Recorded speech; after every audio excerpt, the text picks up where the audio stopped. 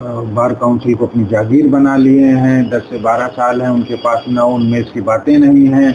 हम लोगों का जैसे उद्देश्य है कि हमारे अधिवक्ताओं की समस्या आती है छोटी छोटी फाइनेंस की, और जो भी क्रेडिट कंपनीज हैं, बैंकेज हैं, उनको क्रेडिट करने में प्रॉब्लम करती हैं। तो हम यहाँ पे सहकारिता को जोड़कर क्रेडिट कोऑपरेटिव सोसाइटी बनाकर उनकी छोटी छोटी फाइनेंस सुविधाएं। सरकार को इस बात को समझना चाहिए कि लॉ प्रोफेशन कोई व्यक्तिगत व्यवसाय नहीं है। ये समाज में न्याय प्रणाली व्यवस्था में काम करने के एक सहायक पद हैं, चाहे अधिवक्ता से लेके मुंशी से लेके जुडिशरी। अधिवक्ताओं का एडवोकेट प्रोटेक्शन बिल की मांग जायज है और इस पे सरकार को ध्यान देना चाहिए।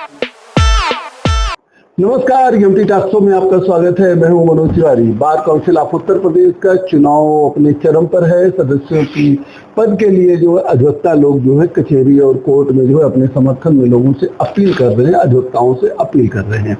इसी सिलसिले में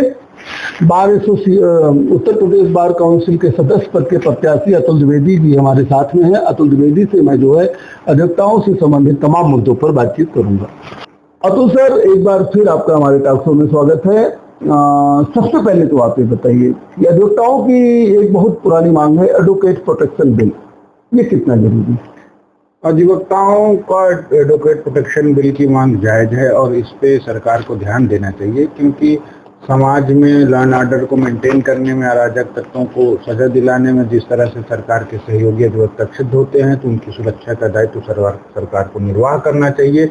इसमें जो ढीला ढवाली चल रही है उसके लिए अगर सरकार ने नहीं सुना तो इस चुनाव बाद पूरे प्रदेश में व्यापक आंदोलन की रूपरेखा भी तय की जाएगी। ये बताइए कि कुछ अधिवक्ता भी तो प्रोफेशनल एथिक्स के खिलाफ काम करते हैं, उनको खुद देखा जाता है कि जो है तमाम गलत काम करते हुए पाए जाते हैं, तो फिर उनसे किसको कौन प्रोटेक्ट करेगा? समाज कैसे प्रोटेक्ट होगा? देखिए, अधिवक्ता भी कहीं चंद्रमा से नहीं आते, इसी समाज के नागरिक हैं।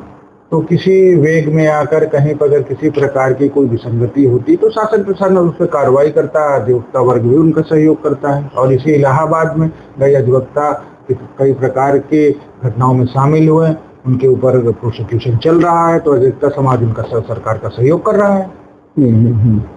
अच्छा, अधिवक्ताओं की एक समस्या और होती है हेल्थ इशू को लेकर के, और क्या कहते हैं कि कोई एक मतलब वो नहीं है, एक बार काउंसिल की तरफ से या किसी बार एसोसिएशन की तरफ से हॉस्पिटल तो नहीं है। साथ में क्या कहते हैं, बार काउंसिल जो है अचानक डेथ होने पर, अचानक कोई कैजुअल्टी होने पर 5 लाख रुपए देती है, जो शायद बहुत कम है। इसके बारे में अतुल द्विवेदी का क्या विचार? अधिवक्ताओं के आकस्मिक मृत्यु पर बार काउंसिल ऑफ उत्तर प्रदेश के द्वारा 5 लाख की सहायता राशि उपलब्ध कराई जाती है, जो कि बहुत थोड़ा कम है। उसको 10 लाख किए जाने का हम लोग मांग कर रहे हैं और आने वाले समय में नई गठित कार्यकारिणी में इस प्रस्ताव को पारित कराया जाएगा। कहने मतलब अगर आप जो है बार काउंसिल उत्तर प्रदेश के सदस्य बनते हैं तो अधिवक्ताओं का जो 5 लाख अभी मिलता है आकस्मिक, उसको 10 लाख करवाया जाएगा। उसको 10 लाख करवाएंगे। अच्छा, एक चीज और देखा जाता है, नए अधिवक्ताओं में फाइनेंस की बड़ी समस्या होती है। नए अधिवक्ता होते हैं, उनको केस नहीं मिलते हैं या फिर और उनको दिक्कतें आती हैं, जिसकी वजह से परिवार चलाना मुश्किल हो जाता है। आपको नहीं लगता कि नए अधिवक्ता एडवोकेट का प्रोफेशनल चुन के फिर अपने आप को ठगा महसूस कर? नहीं, अधिवक्ता का प्रोफेशन सामाजिक सरोकार का विषय है और कोई भी अधिवक्ता का कार्य यही होता है कि न्याय की ज्योति को कोर्ट के समक्ष लाए और सोशल सिक्योरिटी में सहयोग करे। तो इसलिए सरकार को उनकी आर्थिक स्थिति पर ध्यान देना चाहिए और मिनिमम 5,000 रुपए मानदेय स्टिपेंड सरकार की तरफ से निर्धारण किया जाना चाहिए। इसको लेकर हम लोग बृहद रूप से सरकार को दबाव बनाने का प्रयास करेंगे और कहीं ना कहीं इस पे सरकार को विचार करना चाहिए। मतलब अगर अतुल द्विवेदी जो है बार काउंसिल सदस्य चुने जाते हैं तो बार काउंसिल जो है ये सरकार पर दबाव बनाएगी कि नए अधिवक्ताओं के एक निश्चित इनकम की व्यवस्था की है।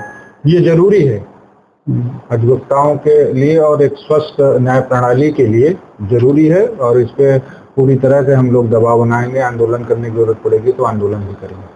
अच्छा, एक सीओपी होता है, उसके बारे में बात करते हैं। देखिए, सीओपी का उपयुक्तता है नहीं और बार काउंसिल ऑफ उत्तर प्रदेश या बीसीआई द्वारा ये अधिवक्ताओं के ऊपर थोपी गई है, क्योंकि जो लॉ प्रैक्टिस है वो प्रॉपर लॉ ग्रेजुएट होने के बाद होते हैं। तो क्या हमारे देश की यूनिवर्सिटीज की ऐसी क्षमता नहीं है क्या? क्या शिक्षित लॉ ग्रेजुएट नहीं पैदा कर सकते या तो स्किल्ड एग्जाम करवाने की जरूरत पड़ रही है? मेडिकल में जो विदेशों से पढ़ के आ रहे थे, जहां हमारी बॉडी नहीं थी, तो मेडिकल में उसको प्रैक्टिस के लिए इस तरह की प्रणाली विकसित गई थी। हम इसका पूरी तरह से विरोध करते हैं कि सीओपी को पूरी तरह से खत्म कर दिया चाहिए। अधिवक्ताओं को सीओपी के नाम पर किसी प्रकार का उत्पीड़न नहीं होना चाहिए।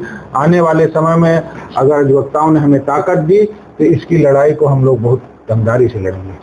कहने का मतलब कि जो डिग्री ले लिए हैं तो फिर अलग से परीक्षा देने की क्या कोई जरूरत नहीं है। यही तो हमारा कहने का मतलब है कि भारत सरकार के नियम के अनुसार यूनिवर्सिटीज की होती है, उनकी मानक बॉडी यूजीसी है, और जबकि कोई लॉ ग्रेजुएट हो गया तो उसके लिए प्रैक्टिस करने के लिए मानना ये सीओपी की जरूरत ही क्या है।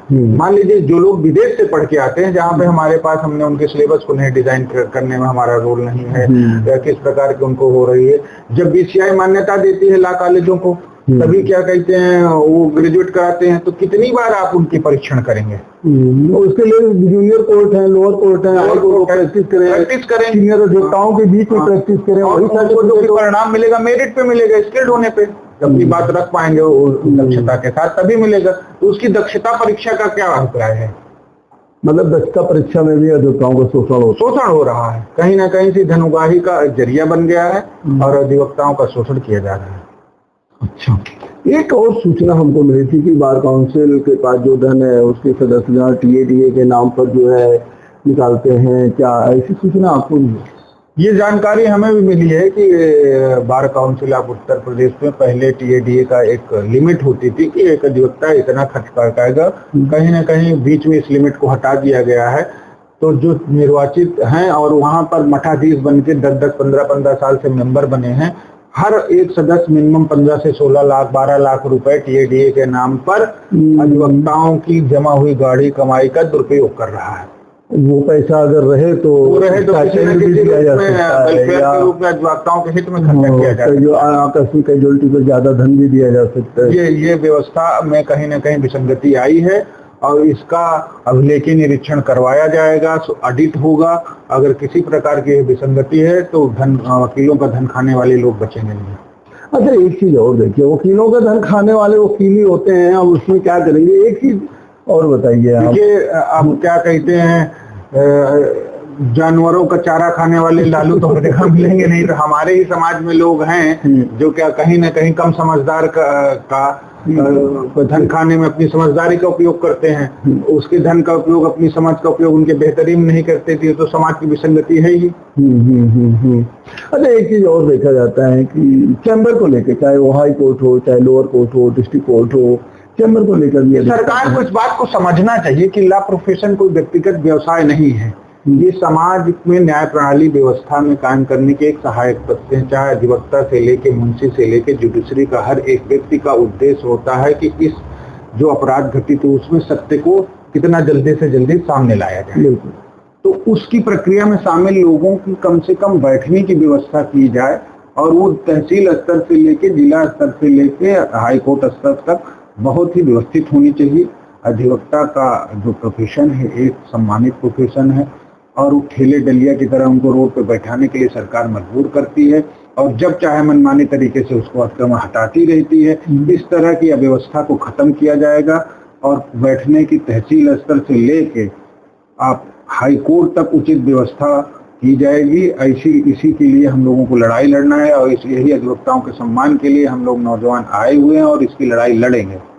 अच्छा, अक्सर देखिए और देखा जाता है कि अधिवक्ताओं की सुरक्षा को लेकर भी बहुत सवाल उठा। बहरहाल प्रोटेक्शन बिल का तो मैंने जिक्र किया भी, और फिर कचहरियों में अधिवक्ताओं को दबाने के लिए उन पर हमले होते हुए भी देखे गए हैं, उनकी हत्या होते हुए भी देखे। जो आपका पहला क्वेश्चन एडवोकेट प्रोटेक्शन बिल है, उस बात को ये सुरक्षा की ही दृष्टि से ये जो समस्याएं हैं, ये जो सुरक्षा की भावना अधिवक्ताओं में हो रही है या अराजक तत्वों का मनोबल बढ़ा है, तो ये बिल हमारे लिए बहुत ही उपयुक्त है और इसके लिए ही लड़ाई लड़ी जा रही है। हमने देखा कि कई तहसीलों के कचहरियों में भी आप गए हैं, वहाँ लोगों की हेल्प भी की है। तो क्या रणनीति है आपकी? 75 जिले हैं, तहसीलें हैं, तो क्या रणनीति है अतुल द्विवेदी की? अधिवक्ताओं के बीचों में जाना, उनकी समस्याओं को उठाना और उनसे ये अपील करना कि जो लोग बार काउंसिल को अपनी जागीर बना लिए हैं। 10 से 12 साल हैं उनके पास, न उनमें इसकी बातें नहीं हैं। हम लोगों का जैसे उद्देश्य है कि हमारे अधिवक्ताओं की समस्या आती है छोटी छोटी फाइनेंस की, और जो भी क्रेडिट कंपनीज हैं, बैंकिंग हैं, उनको क्रेडिट करने में प्रॉब्लम करती हैं, तो हम यहाँ पे सहकारिता को जोड़कर क्रेडिट कोऑपरेटिव सोसाइटी बनाकर उनकी छोटी छोटी फाइनेंस सुविधाएं और हाउसिंग क्रेडिट कोऑपरेटिव सोसाइटी बनाकर उनकी आवाज़ की समस्याओं को ख़त्म करने के लिए अधिवक्ताओं समाज को एक नए विचार का प्रवाह के लिए हम लोग आए हैं, और ऐसी व्यवस्था के लिए उनसे अपील कर रहे हैं जिससे लोगों को काफ़ी अच्छा जुड़ाव और उस बातों को समझ रहे हैं कि हमारी छोटी छोटी फाइनेंशियल समस्याओं का हल करने के लिए एक नया विचार आया है, हमारी आवाज़ की सुविधा को कायम करने के लिए एक नया विचार आया है। इस बातों को लेकर, एक नए सोच को लेकर जब हम जा रहे हैं, हमें बहुत ही समर्थन मिल रहा है पूरे उत्तर प्रदेश से। चलिए अतुल जी, हम लोगों की हमारे चैनल की तरफ से आपको सदस्य चुने जाने की शुभकामनाएं। आपने समय दिया, बहुत धन्यवाद मनोज जी, और आपका स्वागत है। जैसा कि आपने देखा, उत्तर प्रदेश बार काउंसिल के सदस्य के रूप में चुनाव लड़ रहे अतुल द्विवेदी ने कहा कि अधिवक्ताओं की जो आर्थिक समस्याएं हैं उसको तमाम तरह की सोसाइटी बनाकर और तमाम तरीके से जो है उसको दूर किया जा सकता है। साथ में एडवोकेट प्रोटेक्शन बिल जरूरी है ताकि उनको असुरक्षा की भावना का थोड़ा सा भी एहसास ना हो। आगे भी हम आपको अतुल द्विवेदी से मुलाकात करवाते रहेंगे। देखते रहिए एमटी टॉक शो। बहुत बहुत धन्यवाद।